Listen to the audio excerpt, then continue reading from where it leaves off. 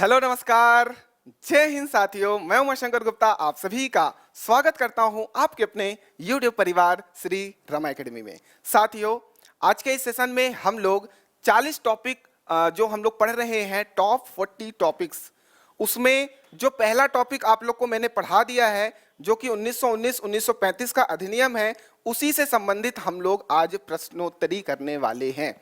तो आप लोग को ये पता है एमपीपीएससी प्री हेतु हमने 40 टॉपिक विथ एमसीक्यूज की सीरीज चालू किए हैं, जिसका नाम क्या था? एटम बम सीरीज, जिसमें हम लोग यूनिट 7 को कंप्लीट कर रहे हैं 40 घंटे में, और यहाँ पर ये सीरीज चालू है 40 टॉपिक का। तो 40 टॉपिक और यूनिट 7 ये दोनों पैरेलल चलते आएंगे, आप लोग को जुड़े रहना है। ठीक, चलिए शुरू करते हैं हमारा 1919-1935 अधिनियम एक्ट। इससे संबंधित जो महत्वपूर्ण प्रश्न बनते हैं और बनेंगे, चलिए क्या है ये प्रावधान मैंने आपको वीडियो में बता दिया था जब मैं आपको थ्योरी पढ़ा रहा था 1919 का। जिन साथियों ने नहीं देखा उसे देखिए, इसको स्क्रीनशॉट लीजिए। और ये 1935 के प्रमुख प्रावधान है जो कि प्रश्न यहां से बनेगा।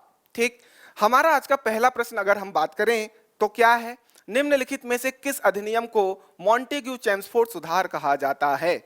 Which of the following act is called the Montagu-Chelmsford reform? तो किस अधिनियम को मॉन्टेग्यू-चेम्सफोर्ड कहा जाता है? तो साथियों 1919 के अधिनियम को 1919 के अधिनियम को मॉन्टेग्यू-चेम्सफोर्ड अधिनियम कहा जाता है। 1919 के अधिनियम में ये जो मॉन्टेग्यू हैं ये भारत के सचिव हैं उस समय, और चेम्सफोर्ड जो हैं ये उस समय के वायसराय हैं। क्या है? वायसराय हैं। इसलिए इनके नाम पर इस अधिनियम को हमने बोला था 1919 का अधिनियम, गवर्नमेंट ऑफ इंडिया एक्ट 1919। इसे नोट कर लीजिए।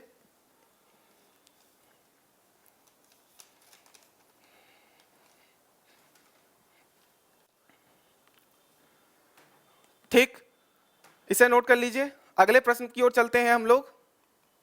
अगला प्रश्न है सेकेंड क्वेश्चन, किस अधिनियम के तहत उत्तरदायी शासन शब्द का उल्लेख सर्वप्रथम मिलता है? मतलब अब हमारे पास कहां से 1773 से रेगुलेटिंग एक्ट आ रहे हैं।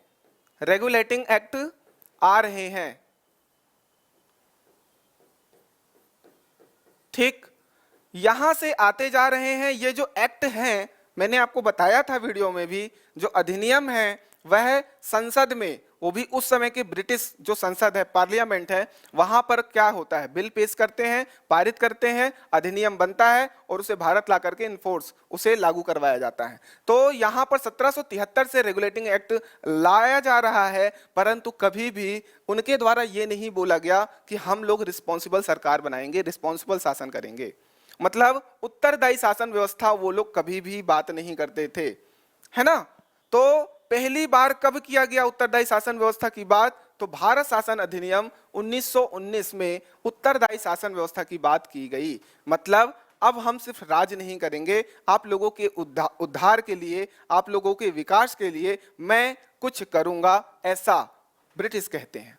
ठीक, उसके लिए ये एक्ट में प्रावधान लाते हैं। तो इसे आप लोग नोट कर लीजिएगा, 1919 के एक्ट में इसे डाला गया था। ठीक, अगर अगला प्रश्न देखते हैं, आज का तीसरा प्रश्न, किस अधिनियम के तहत 1909 में मार्ले मिंटो सुधार में संशोधन करते हुए सिखों, ईसाइयों, आंग्ल भारतीय तथा यूरोपियों के लिए अलग से निर्वाचन की व्यवस्था की गई?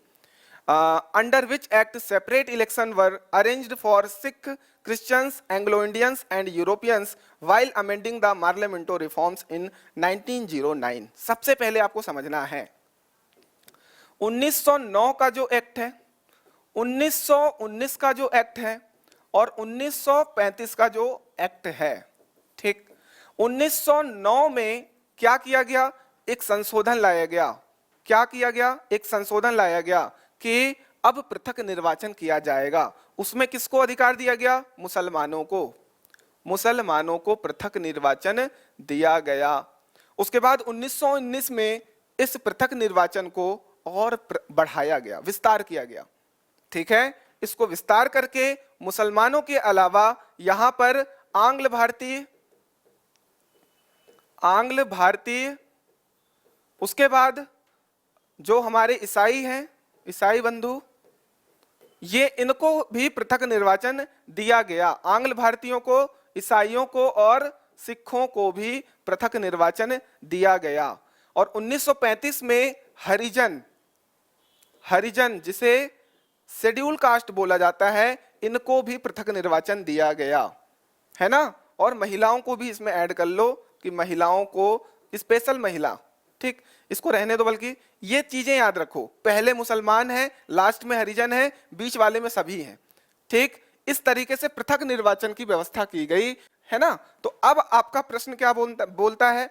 प्रश्न बोल रहा है किस अधिनियम के तहत 1909 के पार्लियामेंटो सुधार में संशोधन किया गया। तो 1909 के बाद कौन सा आया अधिनियम? 1919 का, है ना। 1909 में याद रखो मुसलमानों को पृथक निर्वाचन मिला। 1919 में आंग्ल भारतीय, ये जो दिया है, सिखों, ईसाइयों, आंग्ल भारतीयों और यूरोपियों के लिए अलग से निर्वाचन की व्यवस्था की गई। तो आंसर हमारा होगा भारत शासन अधिनियम 1919, गवर्नमेंट ऑफ इंडिया एक्ट 1919। ये आप नोट कर लीजिए, ठीक।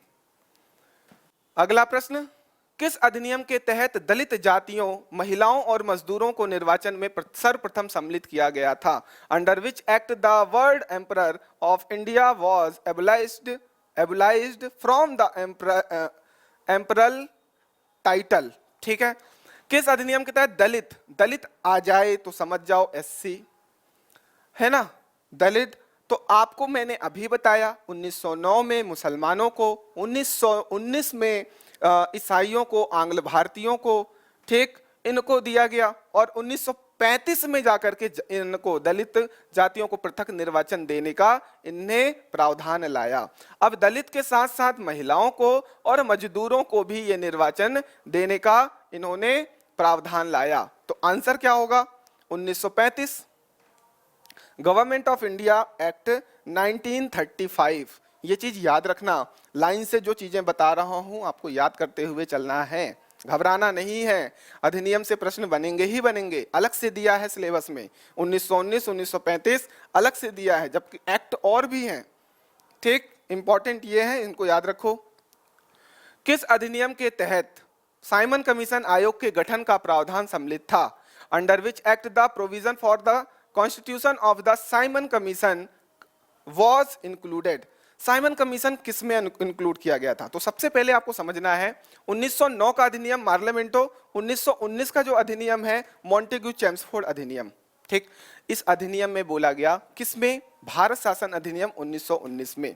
इसमें यह बोला गया कि इसकी समीक्षा हेतु 10 वर्ष बाद, इसकी समीक्षा हेतु 10 वर्ष बाद, समीक्षा के लिए 10 वर्ष के बाद एक आयोग आएगा जिसको साइमन कमीशन बोला गया। साइमन कमीशन बोला गया, साइमन कमीशन आयोग, ठीक। किसमें दिया गया है? 1919 के अधिनियम में। और ये आकर के इस पर एक रिपोर्ट बनाएगा और उसे लेकर के ब्रिटेन लाएगा और उस पर चर्चा परिचर्चा होगी। तो ये आना चाहिए था 10 वर्ष बाद, जबकि आ गया था 1927 में, 2 वर्ष पहले ही। आना चाहिए था 29 में, आ जाता है 27 में। साइमन कमीशन के नाम से आता है, जिसका पूरे भारत में विरोध बढ़ चढ़ करके होता है। विरोध होता है, काले झंडे दिखाए जाते हैं, काले झंडे पूरे भारत में इसको दिखाया जाता है, विरोध किया जाता है, जिसमें लाला लाजपत राय का क्या हो जाता है? देहांत हो जाता है, मृत्यु हो जाती है। लाठियों से मार खाते हुए वो उनका क्या हो जाता है? देहांत हो जाता है। तो यहाँ लाला लाजपत राय याद रखना साइमन कमीशन से संबंधित है। Simon go back Simon commission, इस तरीके से नारे दिए गए, ब्लैक फ्लैग दिखाए गए और इसका बढ़ चढ़ करके विरोध किया गया। तो ये पूरी स्टोरी याद रखना है आपको। 1919 के अधिनियम में आया था साइमन कमीशन का आयोग, ठीक है। इसका प्रावधान बनाया गया था कि ये 10 वर्ष बाद आएगा, जबकि आता कब है? 2 वर्ष पहले, 1927 में। नोट कर लीजिए। अगला प्रश्न है 6वां प्रश्न, सर्वप्रथम किस अधिनियम में प्रस्तावना का उल्लेख मिलता है? In which act the preamble is mentioned for the first time? पहली बार प्रस्तावना किसी भी एक्ट में आया था। प्रस्तावना, जैसे हमारे कॉन्स्टिट्यूशन में भी प्रस्तावना है, प्रियम्बल है, हम भारत के लोग, है ना। तो उसे आप लोग पढ़ के याद करिए और उसे समझिए भी, पॉलिटी में बहुत इंपॉर्टेंट है। साथ में यहां पर ये समझिए, पहली बार फर्स्ट टाइम किस एक्ट में, पूरे ब्रिटिश काल में किस एक्ट में प्रस्तावना जोड़ा गया। तो आपको एक ही अधिनियम पूरे ब्रिटिश काल में है जिसमें प्रस्तावना आई थी, वो क्या है, 1919 का अधिनियम, भारत शासन अधिनियम 1919, गवर्नमेंट ऑफ इंडिया एक्ट 1919। और क्या हुआ, जब 1935 का अधिनियम आया साथियों, तो इसमें क्या हुआ, इसमें कोई भी प्रस्तावना नहीं जोड़ी गई, प्रस्तावना इसमें नहीं जोड़ी गई, तो इसका विरोध होने लगा। अब विरोध होने लगा तो इन्होंने क्या किया, जो 1919 का अधिनियम बनाया था और उसमें उन्होंने जो प्रस्तावना डाली थी उसको एज इट इज 1935 के अधिनियम में जोड़ दिया। तो एक प्रश्न और बनता है, 1935 के अधिनियम में प्रारंभ में प्रस्तावना थी कि नहीं थी, तो नहीं थी। या किस अधिनियम में प्रस्तावना शुरू में नहीं थी, बाद में ऐड किया गया, तो 1935 का अधिनियम। और कौन से अधिनियम की प्रस्तावना जोड़ी गई, तो 1919 के अधिनियम की प्रस्तावना को सीधे तौर पर उसमें ऐड कर दिया गया। ऐसे आपको पूरा याद रखना है। तो यहां तक क्लियर है कहानी। छठवां क्वेश्चन खत्म। सातवें प्रश्न पर चलते हैं हम लोग। सातवां प्रश्न बोलता है, निम्नलिखित में से किस अधिनियम में भारत में केंद्रीय स्तर पर द्विसदनीय विधानमंडल की शुरुआत की गई। Which of the following act introduce the bicameral legislature at the central level in India. मतलब सेंट्रल लेवल इन इंडिया जो बाईकैमरल सिस्टम है, जैसे कि अभी है, ठीक है, हमारा भारत देश है, उसमें क्या है, केंद्र सरकार है, केंद्र सरकार है, ठीक। वो कैसे काम करती है, तो हमारे पास एक संसद है, ठीक। संसद के दो क्या है, हाउसेस हैं, एक लोअर हाउस एक अपर हाउस। तो जो अपर हाउस है उसको राज्यसभा कहते हैं और जो लोअर हाउस है उसको लोकसभा कहते हैं। कोई दिक्कत नहीं होनी चाहिए, लोकसभा राज्यसभा। इसी तरीके से इन लोगों ने, इसी तरीके से ब्रिटिशर्स के द्वारा किस अधिनियम में भारत में केंद्रीय स्तर पर द्विसदनीय विधानमंडल की शुरुआत की गई। तो शुरुआत किस अधिनियम से की गई, तो 1919 के अधिनियम से की गई। तो आंसर आप लोग याद रख लो, भारत शासन अधिनियम 1919। तो यहां पर क्या हुआ, बाईकैमरल सिस्टम केंद्र में शुरू किया गया। साथ ही साथ जो प्रांत थे यहां पर वहां पर क्या चालू किया गया, द्वैध शासन। क्या चालू किया गया, द्वैध शासन। तो किस अधिनियम में, 1919 के अधिनियम में। सेंट्रल में द्विसदन और प्रांत में द्वैध शासन। ये पॉइंट याद रखोगे, डिटेल में अभी देखेंगे। अगला प्रश्न, अगर आप मेरे वीडियोस देख लेते हो, उसका पहला मैंने क्या किया है, डिटेल में 1919-1935 के अधिनियम को समझाया है। उसे आप लोग देखते हैं तो आपको पूरा 1919-1935 अधिनियम समझ में आ जाएगा लाइन से। उसके बाद इस प्रश्नों के अगर आप प्रैक्टिस करते हो तो आपको और समझ में आएगा। लेकिन आपको दोनों वीडियोस देख लेना है ताकि 360 से खत्म हो जाए, आपके खून में बस जाए। ऐसा पढ़ो कि खून में दौड़े सारी पढ़ाई, ठीक। मतलब सोते जागते आपको याद आना चाहिए कि आप क्या पढ़ाई किए हो, ठीक है। क्वेश्चन दिखना चाहिए। अगला प्रश्न देखते हैं, किसके प्रावधानों के अनुसार भारत के प्रांतों में द्विशासन का मतलब द्वैध शासन शुरुआत की गई। डायआर्की सिस्टम, ठीक है। डायआर्की सिस्टम किस प्रावधान के द्वारा शुरुआत किया गया साथियों, क्या मॉर्लेमेंटो है, भारतीय परिषद अधिनियम 1892, मॉन्टेग्यू चेम्सफोर्ड 1919, या भारत सरकार अधिनियम जो है 1935। तो प्रांतों में द्विशासन कब आया है साथियों, तो मॉन्टेग्यू चेम्सफोर्ड सुधार 1919। तो हमको 1919 में याद रखना है, केंद्र में 2 सदन वाला बनाया गया, प्रांत में द्वैध शासन मतलब 2 टाइप का डायआर्की सिस्टम, डायआर्की रूल बनाया गया, जिसमें आपके 2 विषय बनाए गए, ठीक। द्वैध शासन क्या है इसे समझिए। इसमें 2 विषय बनाए गए, एक तो आरक्षित विषय, रिजर्व्ड विषय है, ये सब्जेक्ट हैं, और एक है हस्तांतरित विषय, ठीक है। और ये है आरक्षित, किसके लिए, रिजर्व्ड है। मतलब जो गवर्नर होता है प्रांत में जो गवर्नर गवर्नर है, ठीक, उसमें क्या होगा, हस्तांतरित विषयों के लिए उत्तरदायी होगा, ये चीज याद रखना है, उत्तरदायी होगा। परंतु यहां पर गवर्नर उत्तरदायी नहीं होगा, उत्तरदायी नहीं, ठीक। तो ऐसे सब्जेक्ट जिसमें वो उत्तरदायी नहीं है, मतलब सब्जेक्ट क्या हो गए, आरक्षित हो गए, रिजर्व्ड हो गए, किसके लिए, उस प्रांत के गवर्नर के लिए, उस प्रांत के गवर्नर के लिए वो सारे सब्जेक्ट क्या है, रिजर्व्ड हैं, ठीक। तो वो क्या है, उस पर वो कोई भी डिसीजन ले सकता है या फिर उसको वो सुरक्षित रख सकता है। और इसके लिए क्या है, हस्तांतरित विषय में उत्तरदायी होगा। जो भी प्रांत लेवल पे जो हमारा सिस्टम चल रहा था उसके प्रति वो उत्तरदायी होगा, विधानसभा जैसे हमारे यहाँ बोलते हैं वैसे ही, तो वहां पर वो उत्तरदायी होगा। यहाँ पर कौन से सब्जेक्ट थे साथियों, तो बहुत ही सिंपल सब्जेक्ट, ठीक। जो बड़े सब्जेक्ट थे वो यहाँ पर थे, जैसे कि गृह मंत्रालय वाला कहते, जैसे गृह मंत्रालय आप समझते हो, होम मिनिस्ट्री कितना बड़ा है, ठीक। इसके अलावा संचार, जो विदेश, इस तरीके के फाइनेंस भी, वित्त, ये सारे बड़े बड़े जितने भी थे ईटीसी, ये इसके सब्जेक्ट में डाल दिया कि वो आरक्षित है, आप ज्यादा चूचा नहीं करोगे, है ना, वो उसका मन होगा तो करेगा, नहीं होगा तो नहीं करेगा। यहां पर किसको डाला गया, तो यहां पर डाला गया हेल्थ और शिक्षा, ठीक, हेल्थ,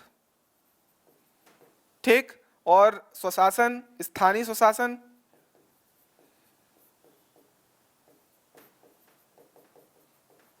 ईटीसी।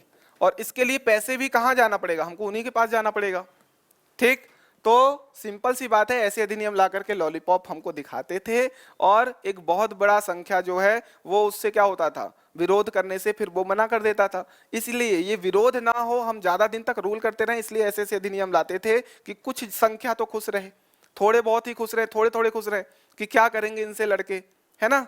तो इसलिए ये सारे अधिनियम लाए जाते थे ताकि बड़े लेवल पर आंदोलन ना हो, विरोध ना हो, क्लियर है। और इसीलिए विरोध बहुत बढ़ चढ़ करके होने लगा था। 1919 से पहले क्या था, वर्ल्ड वॉर 1 हुई, वर्ल्ड वॉर 1 से क्या हुआ, देश की स्थिति बहुत खराब हो गई, वैसे भी थी, गरीबी बहुत ज्यादा थी, बेरोजगारी बहुत ज्यादा बढ़ गई, जिसकी वजह से क्या होना चालू हुआ, आंदोलन तो लाजमी था। सारे सैनिक क्या है, बढ़ चढ़ करके हमारे ब्रिटिश को क्या कर रहे हैं, सपोर्ट दे रहे हैं कि आप जाइए, लड़िए, हम भी लड़ेंगे, वर्ल्ड वॉर 1 में जीतेंगे और आप आइएगा तो हमको क्या करिएगा, स्वाधीन करिएगा, हमको स्वतंत्र करिएगा, इंडिपेंडेंसी हमको प्रोवाइड कराइएगा। जो कि सपना सपना रहता है, टूट जाता है, वादा किया जाता है तोड़ने के लिए और वो वादा करके वो तोड़ देते हैं और फिर हमको समझ में आता है कि गलती हो गई, ठीक है। तो ये चीजें याद रखोगे, है ना। तो प्रावधानों में द्विशासन कब आया, तो 1919 के अधिनियम से, ठीक है, रिफॉर्म्स 1919। अगला प्रश्न, इनमें से किस ब्रिटिश अधिनियम द्वारा प्रांतीय बजट केंद्रीय बजट से अलग किया गया। अब बजट को भी अलग किया गया यहाँ पर, जैसे कि हमारे यहाँ भी राज्यों का बजट अलग आता है, केंद्र का बजट अलग आता है। केंद्र का बजट जो है लगभग बहुत बड़ा आता है, लगभग 30-32 लाख करोड़, और जो राज्य का है, अगर बड़े राज्य हैं जैसे एमपी है तो इसका 3 लाख करोड़ के आसपास आता है ना, 2.5 लाख करोड़, 3 लाख करोड़, 3.1 लाख करोड़, इस तरीके से यहाँ का बजट आता है, ठीक है। ताकि क्या हो, बजट क्यों लाया जाता है, ताकि पूरा साल उस बजट का खर्चा हम लोग देख सकें, कर सकें, शिक्षा में अलग, कृषि में अलग, है ना, व्यापार उद्योगों में अलग, इस तरीके से हमने क्या है, बजट को बांट रखा है, ठीक। उसी तरीके से यहाँ पर पहली बार प्रांतीय बजट को केंद्रीय बजट से अलग किया गया। तो by which of the following British act the provincial budget is separated from union budget या सेंट्रल बजट, इनमें से अलग किया गया या सेपरेट किया गया, तो आंसर आपको यही याद रखना है, भारत शासन अधिनियम 1919। मैं यहाँ एक्सप्लेन कर रहा हूँ, क्वेश्चन किसी भी तरीके से तोड़ मरोड़ करके परोसा जा सकता है, आपको कॉन्सेप्ट समझ में है, इस पूरे स्टोरी को समझना है, ठीक। अगले प्रश्न की ओर चलते हैं, 10वां प्रश्न, द्वैध शासन के जनक माने जाते हैं, जो मैं डायरकी सिस्टम बता रहा हूं उसके जो जनक हैं वो कौन है, तो उसके जनक हैं लियोनिल कार्टिस। लियोनिल कार्टिस को द्वैध शासन के जनक माने जाते हैं, ठीक, नोट कर लीजिए। किस अधिनियम के तहत प्रांतों में द्वैध शासन को समाप्त करके केंद्र में द्वैध शासन प्रणाली लाई गई, under which act by abolishing the dyarchy in the provincial the dyarchy system was implemented in the centre. मतलब द्वैध शासन प्रांत में चल रहा था। जो हस्तांतरित विषय है और आरक्षित विषय है ये कहाँ चल रहा था? प्रांत में। ठीक, मतलब केंद्र है और उसके नीचे प्रांत है। प्रांत कई होते हैं, उस समय 35 के समय 11 प्रांत थे। ठीक है, अब यहां पर केंद्र में दो सदन बनाए गए थे। कब? 1919 में। और प्रांत में द्वैध शासन लाया गया था। द्वैध शासन लाया गया था। कब लाया गया था? तो 1919 में, 1919 के अधिनियम में। जो कि 1935 के अधिनियम में क्या कर दिया? 1935 के अधिनियम में ये जो द्वैध शासन है प्रांत में समाप्त कर दिया। प्रांत में समाप्त कर दिया और इस द्वैध शासन को केंद्र में लागू कर दिया। प्रांत में समाप्त करके केंद्र में लागू कर दिया और प्रांतीय स्वायत्तता प्रदान कर दी। तो एक प्रश्न बनता है, प्रांतीय स्वायत्तता किस अधिनियम से लाई गई? तो 1935 का अधिनियम। तो इसका आंसर क्या होगा? इसका आंसर होगा भारत शासन अधिनियम 1935। 1935 के अधिनियम में क्या किया गया था?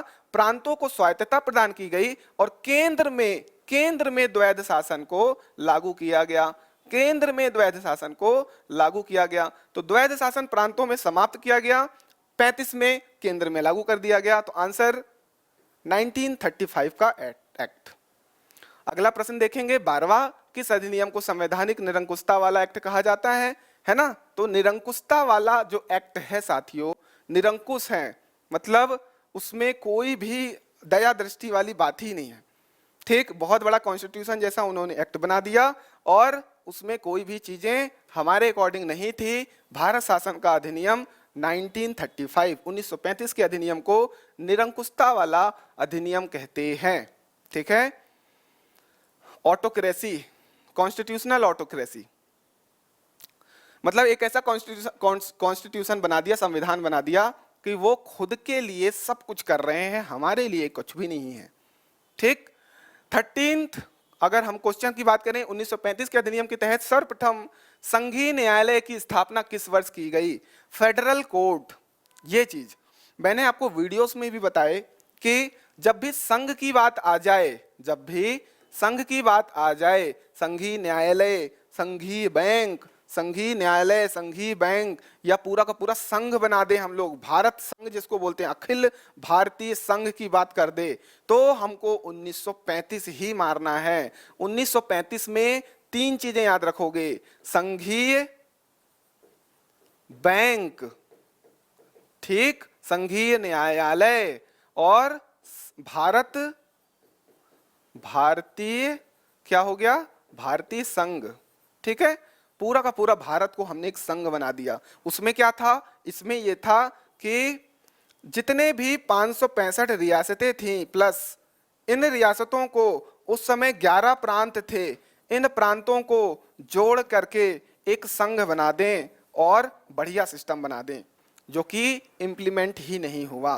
क्योंकि ब्रिटिश जो है दो तरीके से राज कर रहे थे, डायरेक्ट और इनडायरेक्ट। डायरेक्ट यहां पर कर रहे थे 11 प्रांतों में और इनडायरेक्ट यहां पर राजा रजवाड़े कर रहे थे। बड़े छोटे रियासतें मिलाकर के 565 रियासतें थी, वहां पर राजा रजवाड़े क्या कर रहे हैं? वहां पर वो रूल कर रहे हैं और वो कर के माध्यम से और तरह तरह के उनके लिए, अंग्रेजों के लिए क्या कर रहे हैं? उनको अपना कार्य कर रहे हैं। ठीक है, तो ये हो गया इनडायरेक्ट तरीके से, ये हो गया डायरेक्ट तरीके से, यहां पर रूल हो रहा है। तो यहां पर आंसर क्या है? संघ की बात आएगी तो 1935 के अधिनियम से ये संघीय न्यायालय की व्यवस्था की गई।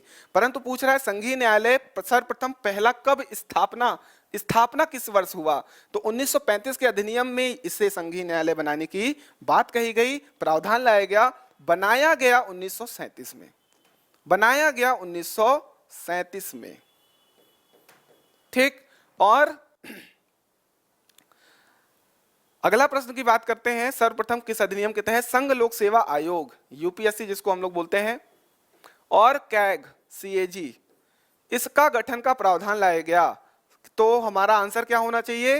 भारत शासन अधिनियम 1919, गवर्नमेंट ऑफ इंडिया एक्ट 1919। सीधा सीधा याद कर लो, यूपीएससी और कैग जब आएगा तो 1919 के अधिनियम के तहत ये सब बनाए गए हैं। ठीक, एक ली आयोग बनाया गया था 1923 में। ठीक है, उसी के तहत यहां पर संघ लोक सेवा आयोग बनाया गया था। ठीक, 15वां प्रश्न, भारत शासन अधिनियम 1935 के समय ब्रिटिश के क्राउन तथा भारत में उस समय वायसराय थे। तो कौन था उस समय क्राउन ब्रिटिश में और भारत में उस समय वायसराय? कब? 1935 के समय। तो 1935 के समय वेलिंगटन थे। तो जॉर्ज 5 और 6 में 5 आंसर कर लो, जॉर्ज 5 और वेलिंगटन। क्राउन जो थे जॉर्ज 5 थे और जो वायसराय भारत में थे वो वेलिंगटन थे। आंसर नोट कर लीजिए। 16वां प्रश्न है, 1935 के अधिनियम के तहत संघीय न्यायालय की स्थापना की गई, उसके प्रथम न्यायाधीश थे। फिर से देखो, संघीय न्यायालय आ गया मतलब 1935, संघीय बैंक मतलब 1935, भारत संघ 1935। ठीक, ये सारे के सारे 1935 के अधिनियम में बने। फिर से बनेगा। इसके पहले जो न्यायाधीश थे वो कौन थे? मॉरिस गुवेयर, जैकलिन नहीं होंगे, मॉरिस गुवेयर, फ्रैंकलिन नहीं होंगे। ठीक है, गुवेयर। अगला प्रश्न, नेहरू जी ने किस ब्रिटिश अधिनियम को अनेक ब्रेकों वाली इंजन रहित गाड़ी कहा था? मतलब बहुत अनेक ब्रेक हैं, ठीक है, अनेक ब्रेक लग रहे हैं, धक धक धक, जैसे आप बाइक वाइक चलाते हो ना, ब्रेक्स लगाते हो बहुत सारे, तो अनेक ब्रेक वाली इंजन रहित गाड़ी मतलब इंजन भी नहीं है ना, समझ लो कैसे तुलना कर रहे हैं। तो 1935 के अधिनियम को इन्होंने तुलना किया था। ठीक, 1935 के अधिनियम को दास्तापूर्ण अधिनियम भी कहा था कि गुलामी भरा ये अधिनियम है, गुलामी से भरा हुआ है, मतलब हम लोग को एकदम क्या बना दिए हैं? स्लेव बना के रखे हैं। ठीक, तो निम्नलिखित कथनों पर विचार करिए, 1 और 2, और बताइए कि कौन कौन से सही हैं। 1919 में नए अखिल भारतीय संघ, ये अखिल भारतीय संघ मैं बार बार बोल रहा हूं, संघ आए तो 1935 लगाओगे, तो पहले ही गलत हो गया, 1919 नहीं 1935 होगा। दूसरा, 1935 के अधिनियम के तहत संघीय न्यायालय, बिल्कुल केंद्र और राज्यों के मध्य शक्तियों का विभाजन सम्मिलित था, बिल्कुल सही है। तो आंसर सिर्फ केवल 2 सही होगा, आंसर केवल 2 बिल्कुल सही। ठीक है, अगला प्रश्न फिर से स्टेटमेंट है, भारत सरकार के अधिनियम 1935, भारत सरकार के अधिनियम 1935 के बारे में सही आंसर बताइए। ये थोड़ा सा मिस्टेक हो गया। एक अखिल भारतीय संघ हेतु प्रावधान होगा, अखिल भारतीय बिल्कुल सही, संघ की बात है, 1935 क्लियर है, रट गया। अगला, रक्षोपायोग वाले उत्तरदायी शासन हेतु प्रावधान, उत्तरदायी शासन के लिए प्रावधान इन्होंने लेकर के आए थे। और उत्तरदायी शासन पहली बार कहां? 1919 में। उत्तरदायी शासन पहली बार 1919 में लाए। अब उसके लिए रक्षोपायोग, रक्षोपायोग का मतलब होता है सेफ गार्ड, मतलब सेफ गार्ड लेकर के लाए इन लोगों ने। तो सेफ गार्ड कहां लाए? 1935 में, तो बिल्कुल सही है। सांप्रदायिक और अन्य समूहों को पृथक प्रतिनिधित्व का प्रावधान, मतलब और ज्यादा पृथक निर्वाचन का इन्होंने प्रावधान लाया, बिल्कुल सही है, मतलब इसमें हरिजनों के लिए ऐड किया। ठीक है, एक संघीय न्यायालय, बिल्कुल सही, संघीय न्यायालय 1935। तो यहां पर प्रांतीय स्वायत्तता मिल गई, बिल्कुल, प्रांतों में द्वैध शासन खत्म करके केंद्र में द्वैध शासन लाया, प्रांतों को स्वायत्तता प्रदान की। ये एक बहुत इंपॉर्टेंट प्रश्न बनेगा। तो A B C D E सब सही हैं, तो किसमें आंसर लगाओगे? सी में लगाओगे, बिल्कुल सही है। अगला प्रश्न क्या बोलता है, निम्नलिखित में से किस अधिनियम ने भारत में ब्रिटिश शासन के दौरान प्रांतीय स्वायत्तता की शुरुआत की? किस अधिनियम ने भारत में ब्रिटिश शासन के दौरान प्रांतीय स्वायत्तता, मैं बार बार बोल रहा था प्रांतीय स्वायत्तता, 1935। प्रांतों में 1919 में द्वैध शासन लाए, द्वैध शासन लाए, और ये द्वैध शासन समाप्त करा 1935 में, जिसको हम लोग बोलते हैं स्वायत्तता। तो हमारा आंसर क्या हुआ? स्वायत्तता 1935। अगला प्रश्न है 21वां, यह गुलामी या नया चार्टर था, मतलब गुलामी भरा एक्ट, वही गुलामी भरा एक्ट, मतलब स्लेव बना करके रखा है, किसने कहा था? जवाहरलाल नेहरू ने कहा था। किस अधिनियम में? 1935 के अधिनियम में। जवाहरलाल नेहरू 1935 का अधिनियम। बर्मा को किस अधिनियम के द्वारा भारत को अलग किया गया? पहले क्या था? जो म्यांमार वाला स्थान है और भारत है, यह दोनों एक साथ था, और जो ब्रिटिश हैं वो यहीं से पूरा रूल कर रहे थे, परंतु उन्होंने बोला बर्मा अलग, भारत अलग, अलग अलग रूल करेंगे। किस अधिनियम में? 1935 के अधिनियम में। 1935 में बर्मा अलग, भारत अलग। कब हुआ? तो 1935 के अधिनियम से उनकी शासन व्यवस्था अलग हो गई। ठीक, 23वां प्रश्न, किस अधिनियम के तहत सिंध व उड़ीसा प्रांत को अलग किया गया? सिंध और उड़ीसा जो प्रोविंसेस थे उनको सेपरेट किया गया। Same answer 1935। ये सब याद रखोगे। निम्नलिखित में से कौन सा अधिनियम मॉन्टेग्यू चेम्सफोर्ड रिपोर्ट पर आधारित है? तो मॉन्टेग्यू चेम्सफोर्ड अधिनियम 1919, भारत शासन अधिनियम 1919, उसी को हम लोग चेम्सफोर्ड रिपोर्ट पर आधारित मानेंगे, क्योंकि उसी अधिनियम का नाम क्या है? मॉन्टेग्यू चेम्सफोर्ड अधिनियम। ज्यादा तेज हो गया क्या समझ? मैं आशा कर रहा हूं, एक वीडियो मैंने ऑलरेडी बना रखा है, उसको देखो, फटाफट रिवीजन करो, है ना? आंसर देते जाओ, रिवीजन करते जाओ। भारत सरकार अधिनियम 1935 के मुख्य शिल्पकार कौन थे? भारत शासन अधिनियम जो गवर्नमेंट ऑफ इंडिया एक्ट बना 1935, उसको किसने सजाया, शिल्पकारी की? ठीक, तो सर सैमुअल होरे, सर सैमुअल होरे जी। ये आंसर नोट कर लो, बन सकता है प्रश्न। आज का लास्ट प्रश्न है, क्या महात्मा गांधी ने प्रस्तावित रॉलेट अधिनियम 1919 के खिलाफ एक राष्ट्रव्यापी सत्याग्रह शुरू किया था? समझिएगा, जब एक अधिनियम आया, उस अधिनियम में कुछ प्रावधान थे, उस प्रावधानों के खिलाफ महात्मा गांधी ने क्या किया? एक सत्याग्रह किया, उस राष्ट्रव्यापी सत्याग्रह, है ना? 1919 के अधिनियम में क्या आया था? रॉलेट एक्ट नाम का, रॉलेट एक्ट के खिलाफ कुछ इन्होंने प्रावधान लाया था। तो वो क्या था, किससे संबंधित था, पूछ रहा है। ठीक, किसी भी लेख को प्रकाशित करने के लिए ब्रिटिश सरकार से अनुमति ये नहीं था। आंदोलन क्या इसके लिए करेंगे कि हमको लेख लिखना है? नहीं। तो अलग सांप्रदायिक निर्वाचन मंडल, ये भी नहीं। मुकदमे के बिना राजनीतिक कैदियों को हिरासत में रखने की अनुमति, ये चीज। क्या हो रहा था कि जेल में भरते जा रहे हैं, जेल में भरते जा रहे हैं, जिससे लग रहा है कि खतरा है, क्योंकि इस समय क्या हो रहा था? इस समय 1919 जलियांवाला बाग हत्याकांड, जलियांवाला बाग हत्याकांड हुआ था।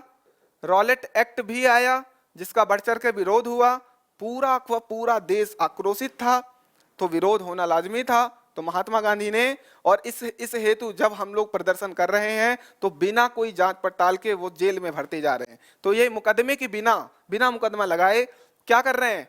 राजनीतिक कैदियों को हिरासत में रखने की अनुमति, ये इसका विरोध कर रहे थे।